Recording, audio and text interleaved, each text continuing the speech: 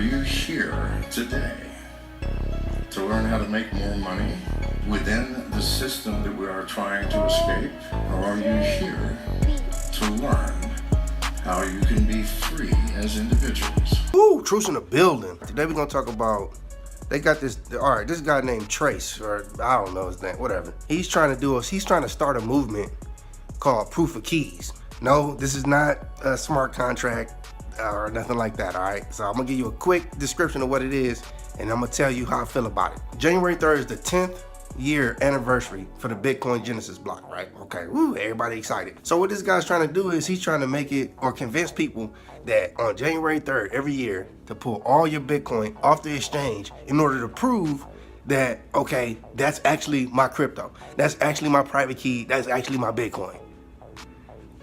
Trust me, I feel you. I understand what you're trying to do. Shout out to you, and I'm a big believer, if it's not your private key, it's not your crypto. But dog, come on.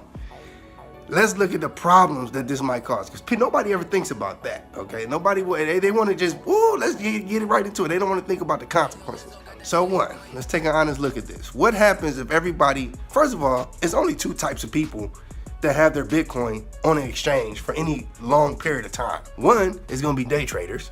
People that are on there daily trading, they're keeping their stuff on there so they can make quick moves, they got orders in and all that. Okay, great. The second person is a lazy person or uneducated person on how to safely or successfully store their crypto long-term offline, you know, off the exchange, inside of a wallet. The obvious choice. Me personally, I trade, but whenever I trade, I send my stuff to the exchange, do what I gotta do, I get up out of there. You know what I'm saying? So you're basically asking those two types of people, like if you're like me, like you're not gonna just have a bunch of crypto on the exchange and that's your HODL plan, like that's your game plan. No, you're not gonna do that, man. You unless you just got into crypto like last month, you're not gonna do that. So the only people that's gonna really be able to yank their stuff off there like that is gonna be day traders. Okay, so let's say a bunch of traders are like, you know what, I'm down for the movement, let's do it. They yank their Bitcoin off. Remember, he's not asking for altcoins, he's saying Bitcoin. They yank that on up off of there. Yeah. Then the liquidity of the exchange tanks, falls through the floor, right? Real low liquidity. So now imagine I'm a whale. I'm swimming around the ocean, I look over, I see Binance liquidity has dropped. You know, hit BTC, which I don't know why anybody would still be using that anyway, but hit BTC, liquidity drops. Now I can manipulate that a whole lot better. I can tank the price, I can have a huge pump, whatever. Okay, what else can happen? Let's say I'm in an exchange. I'm sitting around, I'm seeing these news articles, you know, I'm Binance, and I'm watching Truce's YouTube channel, and I see that people are talking about proof of keys. Oh, January 3rd, y'all gonna pull your Bitcoin off? What do you think I'm gonna do? Okay, I got a few options. One, I could hike the fees up on you. Got him. Two, I could just stop people from withdrawing their Bitcoin. They've done it before, they can do it again. It's centralized. They just hit a button. Okay, well, we're not accepting any withdrawals for Bitcoin. And now look at you, stuck. Idiot. The miner fees are probably gonna go through the roof, especially if everyone does it on the 3rd at one time. Like, what are you thinking? Like, the miners are gonna get paid. The exchange fees are probably gonna go up. They're gonna get paid.